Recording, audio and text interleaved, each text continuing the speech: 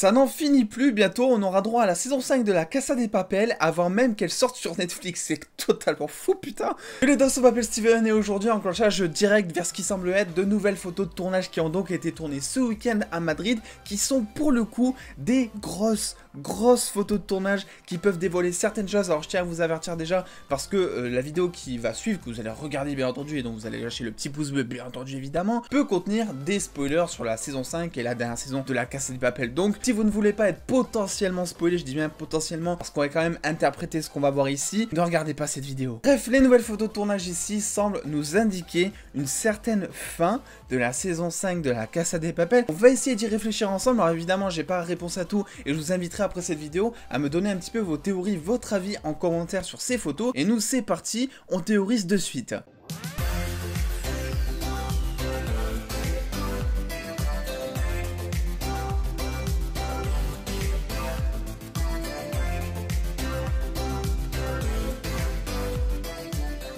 Et avant de théoriser sur ces fucking photos de tournage, je vais juste vous dire que je vois beaucoup de messages me demandant quand est-ce que sort la saison 5 partie B de Lucifer, quand est-ce que sort la prochaine saison de la Casa de Papel et bien d'autres séries. Alors je vous invite juste du coup à me retrouver sur Instagram, le lien est en description et juste ici pour le coup, parce que j'ai fait un visuel dans mes stories à la une que je mettrai à jour tout le temps, qui vous donne en fait les dates des saisons lorsqu'elles ont déjà été communiquées. Et lorsqu'elles ne sont pas communiquées, il y a quand même une date estimée d'après moi, suivant l'étape de tournage, et vous verrez qu'il y a aussi les étapes de tournage, si c'est en cours de tournage, si c'est en post-production. Donc ça nous donne une petite idée de l'avancée des séries. Bref, ça c'était pour le petit point par rapport aux questions nombreuses que je recevais à ce moment-là. Concernant le tournage de la saison 5 de la Casa de Papel, la dernière saison, il y a eu une certaine séquence qui a été tournée ce week-end du coup à Madrid. Ça a été n'importe quoi parce que finalement on a eu d'énormes photos de tournage. Je vais vous montrer tout ça, c'est juste insane. Alors ça nous vient tout droit de Crush News que je connais très vite fait pour partager de temps en temps des photos de tournage. Et dans tous les cas là on peut pas véritablement mettre la source en question puisque c'est pas photoshopé. C'est des vraies photos que je vais vous montrer du tournage. On a des trucs de fou. Déjà, celle-ci. Déjà, qu'est-ce qu'on peut voir? Tout simplement Lisbonne, Monica, Tokyo, qui sont en mode triangle, en mode girl power limite, avec ce qui semble être des otages derrière justement. Et là, on en parlera un petit peu plus tard, mais pour moi, ce que je vois ici, c'est la petite tête d'Arturito, que vous adorez, je le sais. Mais ensuite, on a évidemment d'autres choses. Déjà, des pancartes. Il y a évidemment plusieurs pancartes, même si là, il n'y en a qu'une qui a été montrée apparemment. On peut voir donc des pancartes où il est écrit « Protester est un droit, réprimer est un crime ». On a aussi « Les banques s'enrichissent de notre sang ». Et il y a aussi « Si aujourd'hui tu ne te bats pas, demain, il sera trop tard ». Donc voilà, en croire ces photos de tournage, on est dans la continuité finalement de ce qu'on était dans la saison 4, c'est-à-dire que le peuple était vraiment avec les braqueurs, on était vraiment dans cet esprit de révolte un petit peu contre la société. Apparemment, ça va continuer, on peut voir par rapport aux pancartes que le peuple est toujours du côté des braqueurs, qui les soutiennent et qui vont peut-être, les braqueurs, éventuellement, se servir du peuple, entre guillemets, afin de pouvoir s'en sortir dans cette histoire. Ensuite, quand on descend un petit peu plus bas, du coup, on voit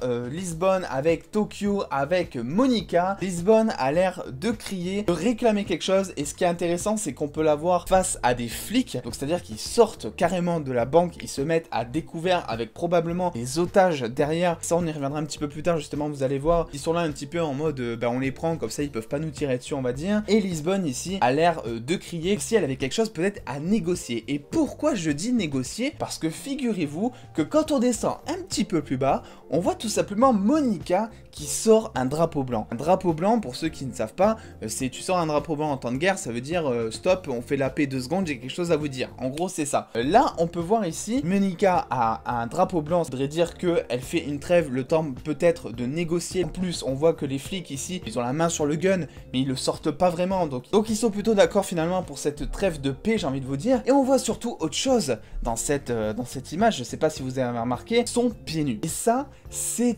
totalement, je n'ai aucune idée de ce pourquoi ils sont pieds nus. Alors il faut apparemment aussi croire d'après la source que ce jour-là pendant le tournage il faisait excessivement très froid et que donc le fait qu'ils soient pieds nus c'est pour une certaine scène. Et d'ailleurs si on descend un petit peu plus bas on voit que pour la même scène qui est certainement du coup en plan rapproché, c'est à dire que ça va être un plan de caméra, on va voir à peu près que ici on va pas voir le bas et que les acteurs sont allés courir prendre des chaussures parce qu'il faisait extrêmement froid. D'ailleurs on peut voir Ursula Corbello, notre chère Tokyo, qui a l'air de se cailler les miches un petit petit peu quand même. Donc là, à ce niveau-là, j'ai pas vraiment d'explication. Alors je sais plus, je crois que c'est dans la saison 4, hein, justement, qu'il y a une scène justement dans l'eau, il me semble, où ils doivent les lingots d'or, tout ça, les sortir de l'eau, quelque chose comme ça. Je me dis que c'est peut-être pour ça. Après, ils ont vraiment ici les jambes un petit peu à découvert, comme s'ils pataugeaient juste vite fait dans l'eau, comme s'il y avait une fuite dans un couloir ou un truc comme ça. Donc là, j'ai vraiment aucune idée de ce pourquoi ils sont pieds nus. Il faut aussi dire qu'il y a deux choses qui changent, c'est-à-dire que là, sur cette photo, on est clairement sur 4-5 personnes. Il y a peut-être des braqueurs qui sont un peu plus vers la droite, on ne les voit pas en tout cas. Ici, en premier plan, il y a bien 4-5 personnes, dont le trio des braqueurs justement. Et quand on remonte ici, il y a bien plus de personnes, comme si finalement cette scène se passait, on va dire, avant, qu'ensuite le temps de récupérer la confiance des flics finalement, comme personne n'a confiance envers un autre, on va dire, ben ils se sont dit on va ramener des otages comme ça au cas où s'ils nous tirent dessus. Donc là, peut-être que cette scène du coup se passe avant celle-ci, ce qui aurait permis à tous les otages d'arriver derrière et ce qui aurait permis de se sentir safe et donc de pas se faire tirer dessus. Une dernière photo de tournage juste en dessous du coup, où l'on peut voir apparemment Raquel qui parle ici à une autre personne. Alors l'autre personne, on voit pas vraiment qui c'est, sauf qu'au moment où je tourne cette vidéo, une nouvelle photo de tournage est tombée et effectivement, si on voit le col blanc, si on voit un petit peu la forme de l'oreille entre guillemets, il s'agit bien du capitaine ou du colonel, je ne sais plus, Tamayo. Donc là-dessus, aucun doute. Donc oui, Lisbonne est clairement en train de négocier quelque chose avec le colonel Tamayo. Ce qui est intéressant aussi dans cette scène, c'est que finalement, il pourrait y avoir que du champ contre champ sur Tokyo et donc la personne qui est en face en mode négociateur, car on voit très bien que par exemple, Monica qui est ici présente porte une espèce de veste à zip. C'est clairement le genre de veste que quand tu joues pas, tu la mets parce qu'il fait froid. Donc je pense que Monica n'a pas vraiment de dialogue, n'a pas de réplique durant cette scène. Pareil pour Tokyo qui est pourtant juste à côté, qui porte également cette même veste. Et pareil pour Arturito qui a l'air de s'être mis une petite écharpe, pour moi c'est l'écaillant on va dire, même s'il a la gueule complètement démontée encore une fois. On va clairement avoir sur ce plan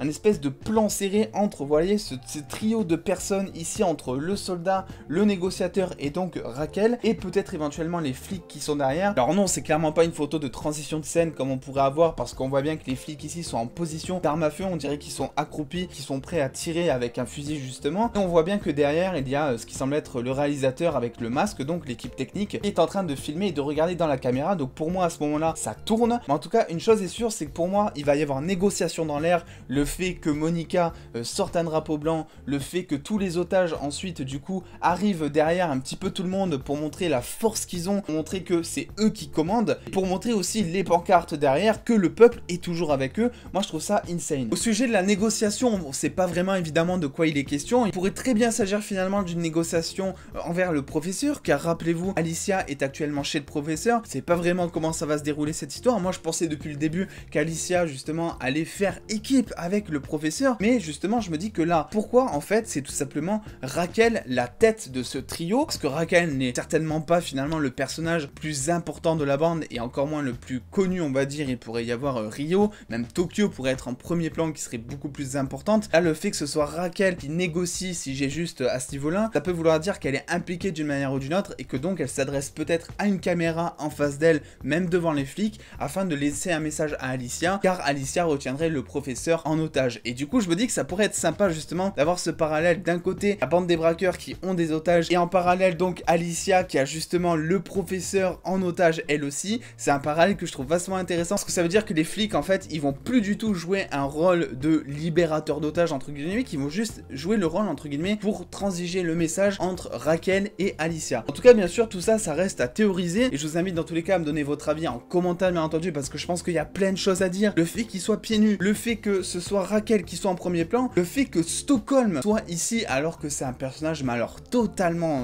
entre guillemets secondaire Stockholm hein. Après est-ce que c'est une idée des scénaristes pour faire un espèce de petit moment girl power et que ça n'aurait pas tellement d'intérêt en plus dans le scénario, ça je sais pas, mais ce qui est sûr c'est qu'il y a des choses et il y a des questions qui se posent. Bref, dans tous les cas je vous invite vous à me donner votre avis en commentaire là-dessus. Je vais regarder très attentivement pour voir si on peut avoir des pistes de théorie peut-être éventuellement, et si jamais je vois que vous lâchez une grosse théorie avec laquelle je suis grave d'accord, n'hésiterez pas à vous citer dans la prochaine vidéo si jamais je fais une vidéo théorie, donc surtout n'hésitez pas. Je vous invite évidemment à lâcher le petit pouce bleu et à me suivre sur les réseaux sociaux comme je vous l'ai dit en début de vidéo tout à l'heure. Et en attendant les dos, prenez soin de vous, on se revoit très vite, des bisous les dos.